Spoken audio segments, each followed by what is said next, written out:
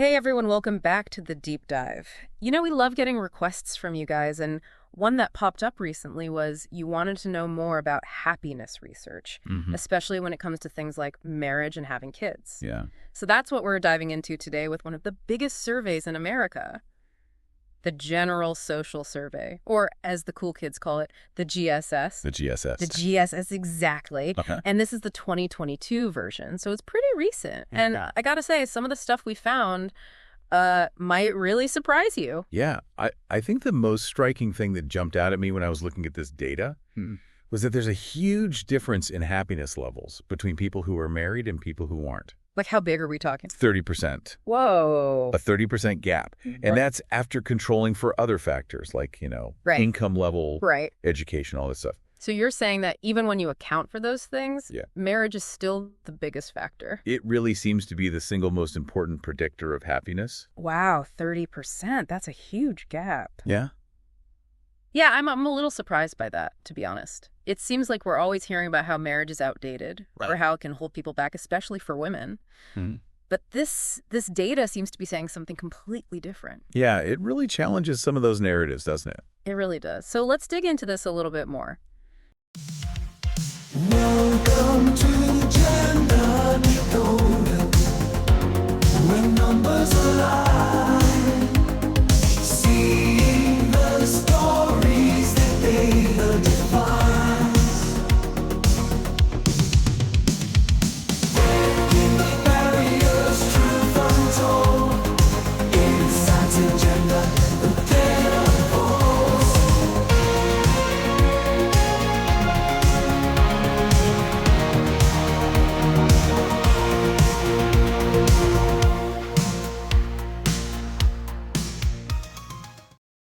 So their analysis revealed that, consistently, married people, and especially those with children, report higher levels of happiness. Really? I know, right? It's like, That's not the narrative you usually hear these days. no, Yeah. it's like the opposite. Yeah. But this data is suggesting that for a significant portion of the population, Okay. these sort of traditional Mix- markers of adulthood are actually linked to greater happiness.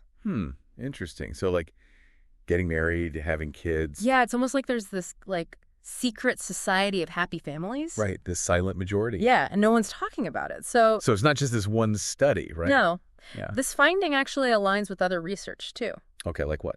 So there's this University of Chicago study, for example. They found a significant happiness gap between married and unmarried Americans. Significant. How big are we talking? 30%. Wow, 30%. That's huge. Yeah, that's not something to just, like, brush aside. No, that's a big difference. It really makes you think, It does. Like, what's going on there? yeah, what is it? Is it something inherent about marriage itself?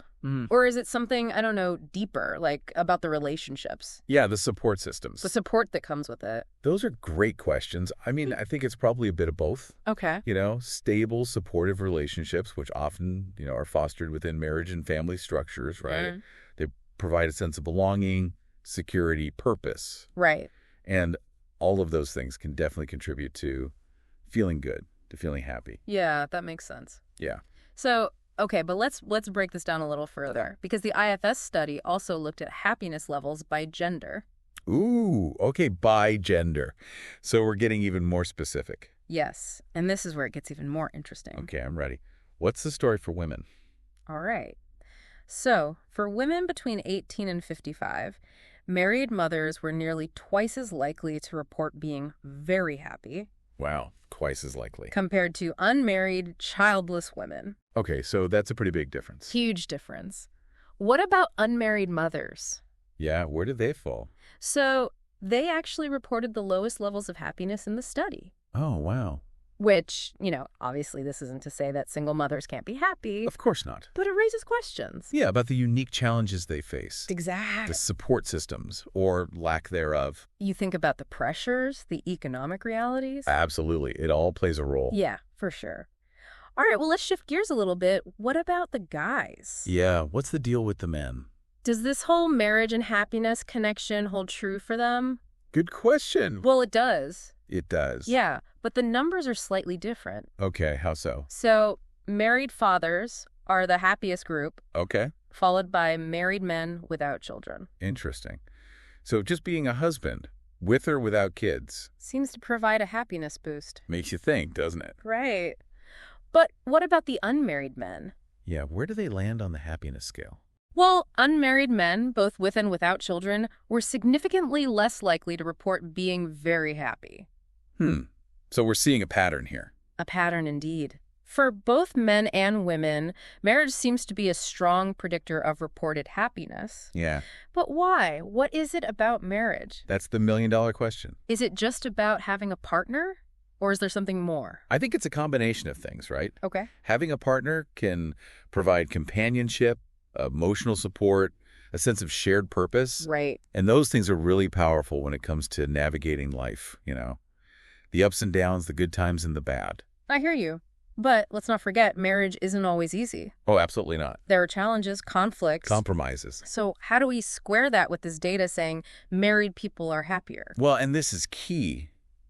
I think even the happiest marriages take work, right? Yeah, Communication, a willingness to work through the tough stuff. of course. But what this research suggests is that for many people, the benefits of marriage outweigh those challenges. Interesting. So the love, the support, the stability, it's worth it. It seems to be for a lot of people. It really does kind of flip the script on how we often hear about marriage. It does. It challenges those assumptions. Yeah, like this restrictive, burdensome institution. Yeah, and instead it's like, hey, maybe it actually fulfills some deep social and emotional needs. Okay, yeah, I see that. That's a different way of looking at it. It is. This is so fascinating, but I feel like we're just getting started. We are. There's so much more to unpack. Oh, yeah. We've talked a lot about marriage, but what about parenthood? Right. Big one. Does having kids actually make people happier? Or is that just a myth?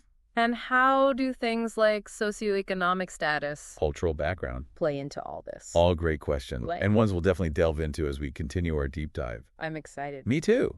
We'll explore all those complexities of parenthood, Awesome. the influence of all those social and economic factors you mentioned, and even challenge the idea that there's just one definition of happiness. Okay, love it. It's going to be good. Okay, but before we go too far, I have a question. Yeah, What about the folks who, aren't married or don't have kids? right. Does this research mean they're going to be unhappy? That's such a good point. And like we said before, statistics paint this broad picture. Yeah, Individual experiences are going to be different. totally. Plenty of people thrive without marriage or kids. For sure. It's not like this magic formula, Right. you know. Exactly. Get married, have children, instant happiness. Check the boxes and you're good. Right. Definitely more nuanced than that. Okay, so this data gives us these trends, Yeah. but it's not telling everyone what they should do. Exactly. It's not a prescription for life. So then what is it? What are we supposed to take away from it? I think it's about understanding why those things might correlate with happiness for some people. Okay. It could be those stable relationships, sense of belonging, shared goals, Right, we talked about and those things you can find in other ways. outside of marriage and family. Exactly. Think about close friendships, strong communities, Yeah. even mentorships. So it's really about those fulfilling connections, however they look. Exactly. Okay, that makes sense. Yeah. But even within those happy marriages and families, Mm-hmm. I'm sure there are challenges. Oh, of course. No one's life is perfect 24/7. No, not at all. So how does that fit in? Well, one thought is that these committed relationships give people a reason to work through those tough times. Okay. Whether it's with a partner or children, Mm-hmm. there's this shared responsibility and purpose that can be really motivating. Interesting. So it's less about feeling good all the time and more about Yeah. having that support to face the challenges. Exactly. Weather the storms together. I see that. But I'm also thinking about this. Yeah. This study relies on people self-reporting their happiness. Right. Is that always accurate? Ooh, that's a great point. Self-reported data always has limitations. For sure. Think about it, how we describe our happiness. It's influenced by so many things. Cultural norms, personal expectations. Even just your mood that day. Right, exactly. Yeah. So it's valuable information, Mm-hmm. but it doesn't tell the whole story. Right. Someone could report lower happiness but still have a super meaningful life. Exactly. Maybe through their work or creative passions or Yeah. volunteering. So many ways to find meaning. Absolutely. Okay, so it's not just about getting married and having kids then. No, it's not about checking those boxes. It's about figuring out what brings you joy and purpose, You got it. however that looks for you. Exactly. And it might look different for everyone. Right. Maybe for some people, it is that traditional family life. For others, it's travel adventure. Or dedicating yourself to a cause. Right. There's no one right answer. This ties back to what we were saying before. Yeah. Challenging those assumptions about happiness. I love it. It really is a personal journey. It is. And understanding how happiness works, psychology of it, that can give us tools to navigate that journey better. So knowing that marriage and parenthood do correlate with happiness for some, does that change how we should approach those decisions? I don't think it should dictate our choices, but it's good information to have. Yeah. If you deeply want marriage and family, this suggests those desires might be rooted in something important. Okay. Something fundamental to well-being. But on the flip side, Yeah. if that's not your path, that's totally fine too. Exactly. Yeah. Exactly. The key is to be intentional Okay. about your choices and understand how they might impact your happiness. I love that. This has been so insightful. Thank you. You're welcome. I feel like we've really unpacked some of this. We've covered a lot, yeah. But before we wrap up, I want to leave our listeners with something to think about. Ooh, okay. We've talked a lot about those external factors. Marriage, parenthood, those social connections. Exactly. Yeah. But what about our own mindsets, our attitudes? Ooh, great question. That's a whole other layer to this. Right. Our thoughts, our beliefs, how we interpret our experiences. They all play a role. A huge role. It's not just what happens to us, but how we react to it. So even if you're not married with 2.5 kids and a white picket fence, Right. you can still cultivate happiness. Absolutely. Through things like mindfulness, gratitude. Focusing on the good. Exactly. And there's a ton of research on positive psychology. Yeah. And how to train our minds for more joy and resilience. That's definitely something we should explore more in the future. Oh, yeah. A whole other episode right there. Totally. But for now, I think we've given everyone a lot to consider. Definitely. I've covered so much. Ground. Yeah. Exploring all these different dimensions of happiness. The social and the personal. Exactly. So hopefully our listeners feel empowered Yes. to keep exploring this topic. And figure out what happiness means for them. Because there's no one right answer. Not at all. The most important thing is to live a life that feels authentic and meaningful to you. I love that. So well said. Thank you. And if this conversation piqued your interest, check out the show notes for links to the research we talked about. And some other resources on happiness. Yes. And if you have any thoughts you want to share, hit us up on social media. We love hearing from you. Until next time, keep diving deep and keep seeking out those moments of joy. It's funny, Ray, we talk about happiness like it's this thing you chase. Yeah. This thing you're always trying to find. Look, it's out there somewhere. Exactly. But maybe it's not about chasing it all. Interesting. Maybe it's more about cultivating it. Oh, I like that. Nurturing those things in your life that bring joy and meaning. Yeah. Creating the right conditions for it to grow. Right. And it makes me think about Yeah. all those societal pressures and expectations. Oh, sure. Like how much of our happiness is influenced by what we think we should be happy about. That's a big one. Like those picture-perfect families on Instagram. Yes. Or the idea that you need to hit certain milestones by a certain age to be successful. It's like there's this script, right? Yeah. And if your life doesn't match it. Then you're doing something wrong. Exactly. But real happiness, I think, it comes from a much deeper place. Okay, so then how do we break free from those expectations? It's tough, but I think it starts with self-awareness. Okay. Really taking the time to figure out what brings you joy, what gives you purpose, what values are important to you. So tuning out all that outside noise. Yes. And listening to your own inner voice. So it's about defining success and fulfillment for yourself. Exactly. Not letting society define it for you. And maybe that means choosing a path that's less traditional. Absolutely. Yeah. And I think it's also important to remember that happiness isn't constant. Right. Life has its ups and downs. For sure. It's not about avoiding the negative. It's about learning to handle it. Having that resilience. Yes. And finding meaning even when things are tough. Okay. I like that perspective a lot. It's about embracing all of it. Exactly. The good, the bad, all of it. And maybe finding happiness in the simple things, too. Yes. Those everyday moments, the connections, the beauty around us.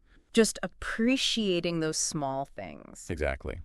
So as we wrap up this deep dive into happiness, I want to leave everyone with a challenge. Okay, I'm listening. Take some time this week to think about your own definition of happiness. Look, What brings you joy? What gives your life meaning? great questions. And how can you bring more of those things into your daily life? So good. And remember, it's a journey, not a destination. Right. It's a process of growth, of self-discovery. It's ongoing. It is. So be patient with yourself and never stop seeking out those moments of joy. Beautifully said. This has been such a great conversation. Thank you. I enjoyed it too. We could probably talk about this for hours. Oh, yeah, definitely. But for now, we'll leave it there. To our amazing listeners, thank you so much for joining us on this deep dive. Yes, thank you. We hope you found it insightful, thought-provoking, and maybe even a little inspiring. We'll see you next time. Until then, keep those minds curious and keep seeking those moments of joy.